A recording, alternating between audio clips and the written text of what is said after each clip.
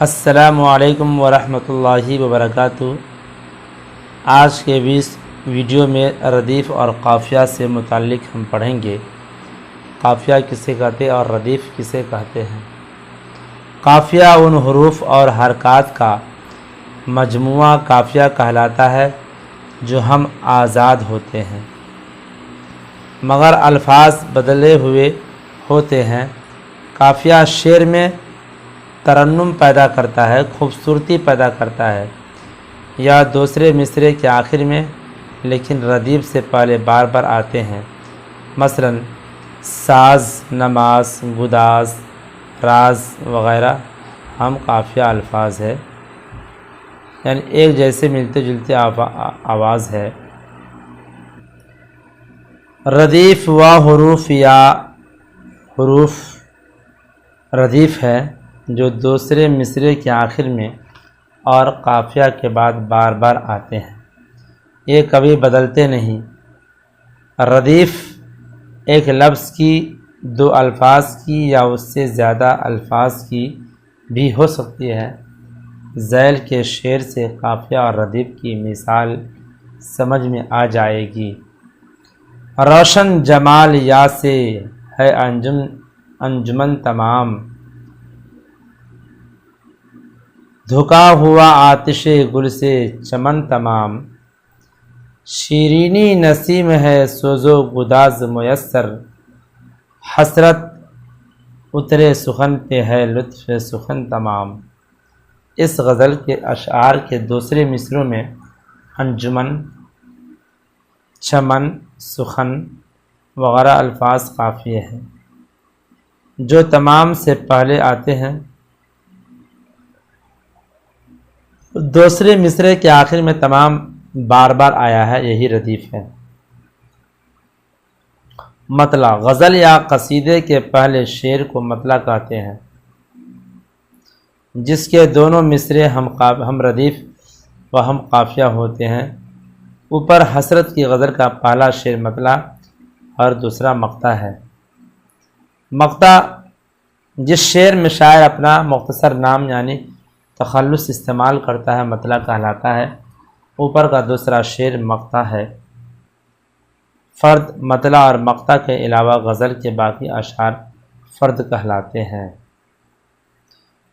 فرد مطلع اور مقطع غزل کے علاوہ غزل کے باقی اشعار فرد کہلاتے ہیں۔ حسن مطلع غزل میں مطلع اول کے بعد جو مطلع کا شعر آتا ہے اس کو حسن مطلع کہتے ہیں۔ کبھی کبھی غزل میں حسن مطلع کے بعد بھی مطلع کے اشعار آ جاتے ہیں اور مطلع ثانی اور مطلع ثالث کہلاتے ہیں۔ شاہ بیت غزل کا سب سے عمدہ شعر شاہ بیت یا بیت غزل کہلاتا ہے۔ مثلا مومن کی غزل کا درجہ ذیل شعر شاہ بیت کہلاتا ہے۔ اسی شعر کے بدلے میں غالب نے مومن کو اپنا پورا دیوان دینے کو کہا تھا۔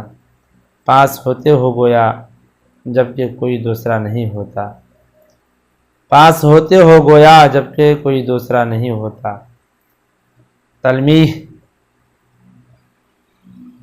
تضیع اوقات سے بچنے کے لیے کچھ ایسے خاص الفاظ وضع کر لیے جاتے ہیں جس سے اشارہ کسی تاریخ، واقعہ یا اہم بات کی طرف منسوب کیا گیا ہو، ان کو تلمیح کہتے ہیں۔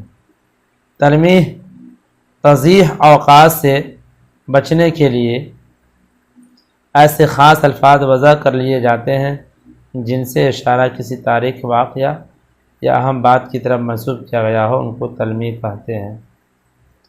کچھ اہم تلمیحات: تخت طاؤس شاہ جہاں نے اپنے دربار کا تخت 6 کروڑ روپے کی لاگت سے بنوایا تھا، جو پنکھ پھیلائے ہوئے مور کی شکل کا تھا، جو لال قلعہ میں دیوان خاص میں تھا۔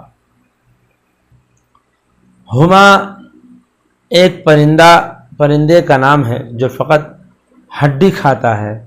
کہا جاتا ہے کہ جو شخص اس کے سائے کے نیچے آتا ہے وہ دولت اور سلطنت پاتا ہے۔ نخل مریم وہ سوکھا ہوا کھجور کا درخت جس کے نیچے حضرت مریم علیہ السلام حضرت عیسیٰ علیہ السلام کی پیدائش کے وقت جا پڑی تھی۔ ان کی برکت سے وہ درخت سرسبز و شاداب ہو گیا تھا اور ہلانے سے تر و تازہ کھجور گرتی تھی۔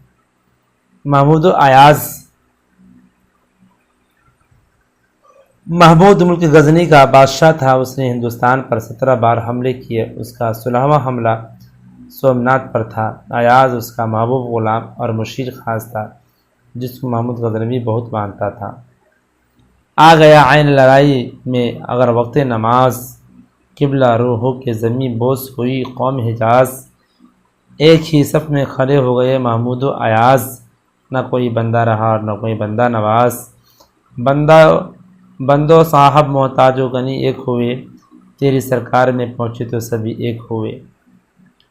نوشیروان فارس کا ایک عادل اور خوش خو بادشاہ تھا۔ چونکہ اپنے عدل و انصاف کے لیے بہت مشہور تھا، اس کو نوشیروان عادل کہا جاتا ہے۔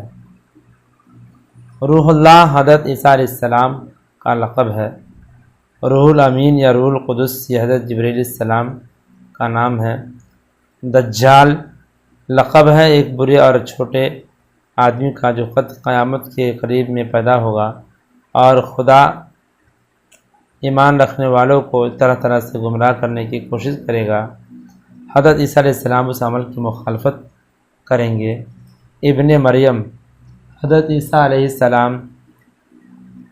السلام کے بیٹے حضرت مریم کے بیٹے حضرت عیسیٰ علیہ السلام ایک پیغمبر تھے۔ انجیل خدا کی مقدس کتاب آپ پر نازل ہوئی۔ عیسائی آپ کو خدا کا بیٹا مانتے ہیں کیونکہ خدا کو قدرت سے بغیر باپ کے آپ بی بی مریم کے بطن سے پیدا ہوئے۔ یہودی ان کے مخالف تھے۔ کوڑھی، لنگڑے اور بیمار آپ کے پھونک مارنے سے شفا پاتے تھے۔ مرد آپ کے چھوٹے زندہ ہو جاتے، مردے آپ کے چھونے سے زندہ ہو جاتے تھے۔ روح اللہ ان کا لقب ہے۔ ابن مریم ہوا کرے کوئی، میرے دکھ کی دوا کرے کوئی۔ آب حیات اس چشمہ حیوان بھی کہتے ہیں۔ کسی نامعلوم دنیا کے علاقے میں پانی کا یہ چشمہ ہے جس کو پینے کے بعد انسان قیامت تک زندہ رہتا ہے۔ سکندر اعظم کو چشمہ تک رسائی نہیں ہو گئی تھی، لیکن جانوروں کو سستے مرتے دیکھ کر اس نے آب حیات نہیں پیا اور واپس لوٹ آئے۔